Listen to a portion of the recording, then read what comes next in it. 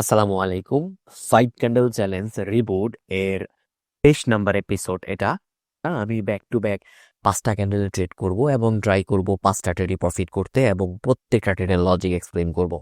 ওকে, so আর যারা বুঝতে পারছেন না এখানে কি হচ্ছে, কোথা থেকে শুরু করেছি, তারা জাস্ট আমার চ্যানেলে ঢুকে 5 ক্যান্ডেল চ্যালেঞ্জ রিবুট নামে যে প্লেলিস্ট আছে সেখান থেকে শুরু থেকে সবগুলো ভিডিও দেখে আসেন, অনেক কিছু শিখতে পারবেন।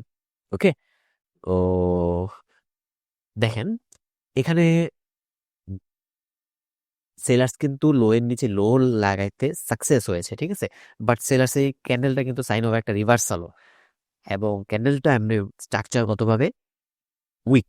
সো এই পজিশনের উপরে বায়ার্স ক্যান্ডেল ক্রিয়েট করে ফেলেছে এবং এখান থেকে হিউজ পরিমাণ সেলার্সের রিজেকশন এসেছে।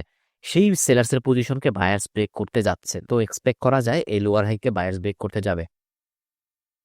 এখান থেকে আমি ট্রেড দিয়ে দিলাম, বাট এই লোয়ার হাই নিচে আমার ট্রেডটা নেওয়া দরকার ছিল, ঠিক আছে। বা সমস্যা নাই, বায়ার্স কিন্তু স্ট্রং ক্যান্ডেল ক্রিয়েট করতেছে আগেরটা থেকে, স্ট্রং ক্যান্ডেল ক্রিয়েট করেছে এবং সেলার্সের পজিশনকে ব্রেকও করেছে। সো দেখা যাক কি হয়। তো এই যে ট্রেডগুলো আমি এখন নিচ্ছি, ঠিক আছে, এই যে ট্রেডগুলো নিচ্ছি এটা কিন্তু ট্রেন্ডের অপোজিটে, তো এগুলো আমার স্টুডেন্টরা অ্যাভয়েড করবেন, ঠিক আছে, এগুলো অ্যাভয়েড করবেন।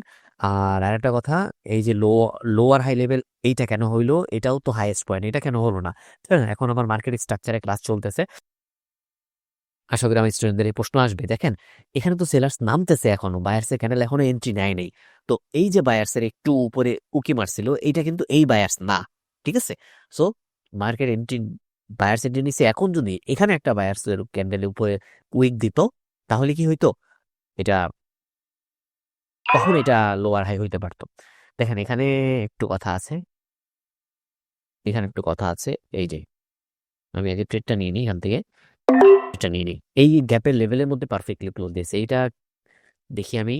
এই যে এই গ্যাপের এরিয়ার মধ্যে পারফেক্টলি বায়ার্স ক্লোজ দিয়েছে এবং এখান থেকে সেলার্স এন্ট্রি নিয়েছে, ঠিক আছে। তো আরো কথা আছে, এখানে লোয়ার হাইকে ব্রেক করেছে, তো লোয়ার হাইকে এবং অনেক উপরে গিয়ে ক্লোজ দিয়েছে, সো একটা রিটেস্টের ক্যান্ডেল আসা জরুরি এখানে, ঠিক আছে।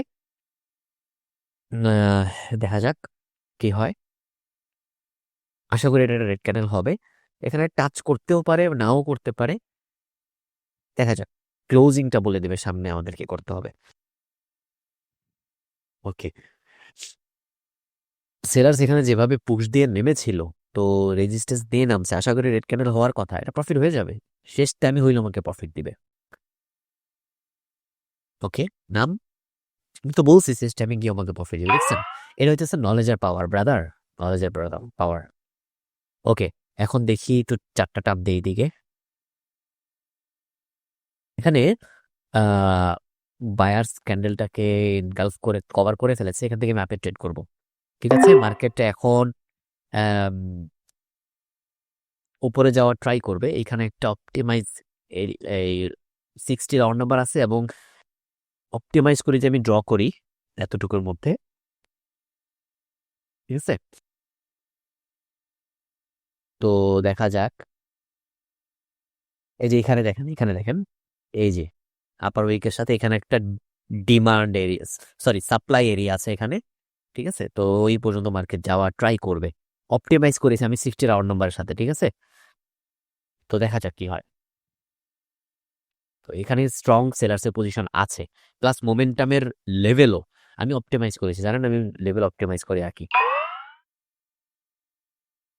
ওকে, এখানে মার্কেট আপেই যাবে, এই গ্যাপটা ফিল করার ট্রাই করবে, যেহেতু এখানে বায়ার্সের মোমেন্টাম, যেহেতু এখানে বায়ার্সের মোমেন্টাম আছে, একটা candle can B A retracement. So এখানে কন্টিনিউশনও হইতে পারে, দিয়ে দিছে। সো সবকিছু মিলিয়ে বোঝা যায় যে গ্যাপটা বায়ার্স ফিল করবে। এখন পরে কি হয় দেখা যাক, এখানে কিন্তু বায়ার্স সেলার্সের স্ট্রং পজিশন আছে এখানে, ঠিক আছে। সেলার্সের কিন্তু এখানে একটা স্ট্রং পজিশন আছে। সো এটা দেখেও আমাদের চিন্তা করতে হবে কি হয়, যদি জোনের ভিতরে ক্লোজ দেয় এবং সেলার যদি নিচে পুশ দেয়, এন্ট্রি দেখায়, তাহলে কিন্তু আমরা ডাউনে ট্রেন্ড নিব। দেখা যাক কি হয়। এখানে কিন্তু স্ট্রং সেলার্স আছে, এটা মোমেন্টামের লেভেল, একটা demand supply area, supply zone, ঠিক আছে। এখানে স্ট্রংলি সেলার্স নেমেছে, মোমেন্টাম দিয়েছে, সবকিছু মিলিয়ে সেলার্সের এখানে স্ট্রং পজিশন আছে। ওকে, ওকে, ওকে, দেখেন এই জোনের ভিতরে ক্লোজ দিয়েছে। এখন জাস্ট সেলার্সের একটা মানে কি লাগবে, একটা পুশ লাগবে। ঠিক আছে, যদি এন্ট্রি দেয় নিচের দিকে তাহলে রাউন্ড নাম্বারের নিচে নেমে গেলে আমি ডাউন এন্ট্রি দিব। দেখা যাক। আর শেষ টাইমে যদি না যায় তাহলে আমি ডাউনেই চলে যাব। একদম 30 সেকেন্ড মতো ওয়েট করে এই যে পুশ দিয়ে দিচ্ছে সেলার্স। ঠিক আছে, এই রাউন্ড নাম্বারের নিচে নেমে গেছে। এই রাউন্ড নাম্বারের নিচে নেমে এন্ট্রি দেখাইছে একবার, আমি নিজেরও ডাউন এন্ট্রি নিয়ে নিলাম। ঠিক আছে, দেখা যাক কি হয়। আর এখানে আরো কথা আছে, এই রাউন্ড নাম্বারকে ব্রেক করেছিল, পরে এই ক্যান্ডেলটা কি করেছে, গ্যাপ ডাউন দিয়ে এই রাউন্ড নাম্বারে নামিয়ে দিছে, নিচে নামিয়ে দিছে। সো এখান থেকে এটা রেড ক্যান্ডেল হইতে বাধ্য। তাই সবকিছুই আছে আমার পক্ষে। ওকে ওকে, দেখা যাক কি হয় শেষ পর্যন্ত। রেড ক্যান্ডেল হবে এখন, আমি 100% শিওর। প্লাস দেখেন এখানে একটা ছোট্ট পজিশন দেখাইছে, ঠিক আছে। তো এটা আমি শিওর। সো সেলার্সের পজিশনটা এক্সটেন্ড হচ্ছে। সো এটা রেড ক্যান্ডেল হবে, পরেরটাও রেড ক্যান্ডেল হবে, পরেরটাও রেড ক্যান্ডেল হবে এবং রেড ক্যান্ডেল তো বাধ্য। 100% শিওর, কিন্তু আমার ট্রেড নেওয়া হয়ে গেছে, এই জন্য আমি ট্রেড নিব না। ঠিক আছে, দেখেন কয়টা ট্রেড নিয়েছে, একটা, দুইটা, তিনটা, চারটা, পাঁচটা। এটাও একটা রেড ক্যান্ডেল হবে।